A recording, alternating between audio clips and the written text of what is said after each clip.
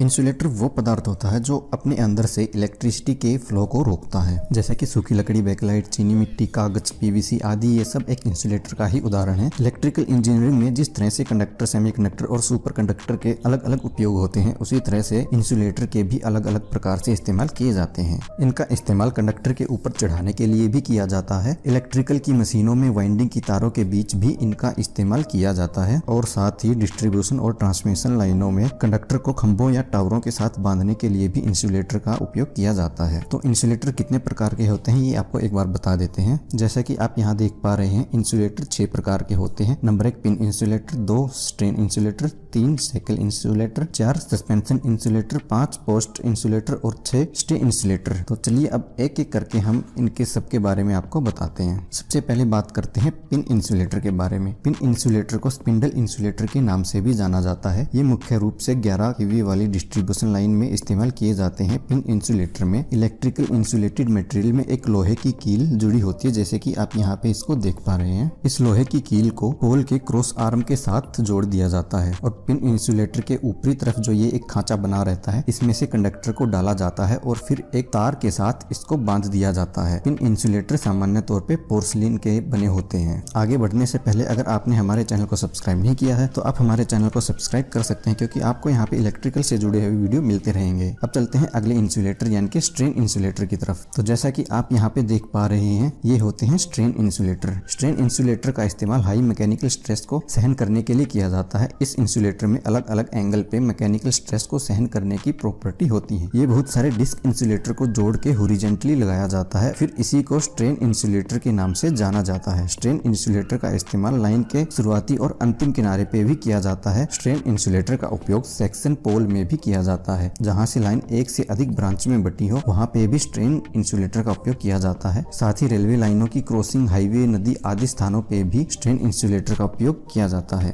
अब आपको बताते हैं सेकल इंसुलेटर के बारे में। जैसा कि अब आप यहाँ पे देख पा रहे हैं, ये होते हैं सेकल इंसुलेटर। सेकल इंसुलेटर का इस्तेमाल मुख्य रूप से 3 फेज 4 वायर सिस्टम में यानी कि 440 वोल्ट तक की इलेक्ट्रिकल लाइन में किया जाता है। इन इंसुलेटर का इस्तेमाल लाइन की शुरुआत, एंड या फिर जहाँ से लाइन घूम रही हो वहाँ पे किया जाता है। आप जैसे कि यहाँ पे इंसुलेटर में ये हिस्सा देख रहे हैं, इस हिस्से को पोल की क्रॉस आर्म के साथ जोड़ दिया जाता है और ये वाला जो खांचा यहाँ पे आपको दिखाई दे रहा है, इसमें से कंडक्टर को डाला जाता है और फिर एक तार की मदद से यहाँ पे कंडक्टर को बांध दिया जाता है। अब बात करते हैं सस्पेंशन इंसुलेटर की। सस्पेंशन इंसुलेटर अब आपको यहाँ पे दिखाई दे रहा है, इसे ही सस्पेंशन इंसुलेटर कहते हैं। सस्पेंशन इंसुलेटर मुख्य 33 kVA से अधिक हाई वोल्टेज वाली ट्रांसमिशन लाइनों के लिए उपयोग किए जाते हैं। Suspension insulator electrical insulated disc को एक दूसरे के साथ जोड़ के बनाया जाता है। सस्पेंशन टाइप इंसुलेटर में प्रत्येक डिस्क का मैक्सिमम वोल्टेज 11,000 वोल्ट तक होता है। इलेक्ट्रिकल इंसुलेटेड डिस्क की संख्या ट्रांसमिशन लाइन की क्षमता के अनुसार होती है। सस्पेंशन टाइप इंसुलेटर का उपयोग तब करते हैं जब ट्रांसमिशन लाइन एक सीधी दिशा में जा रही हो। अब बात करते हैं पोस्ट इंसुलेटर की।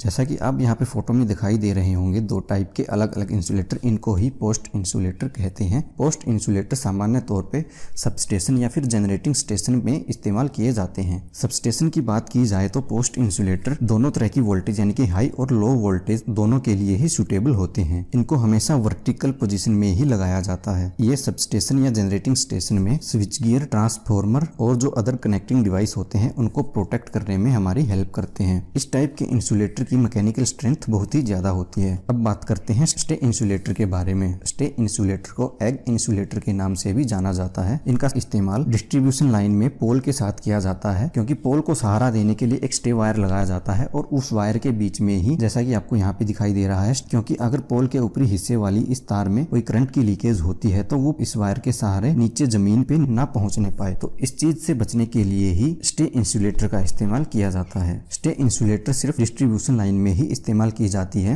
ये इंसुलेटर बाकी के इंसुलेटरों से साइज में बहुत छोटे होते हैं। ये इंसुलेटर एक तरह से प्रोटेक्टिव डिवाइस का काम करते हैं। तो ये थी हमारी वीडियो इंसुलेटर के बारे में। अगर आपको हमारी वीडियो पसंद आई हो तो लाइक कीजिए, कमेंट कीजिए और हमारे चैनल को सब्सक्राइब जरूर कीजिए।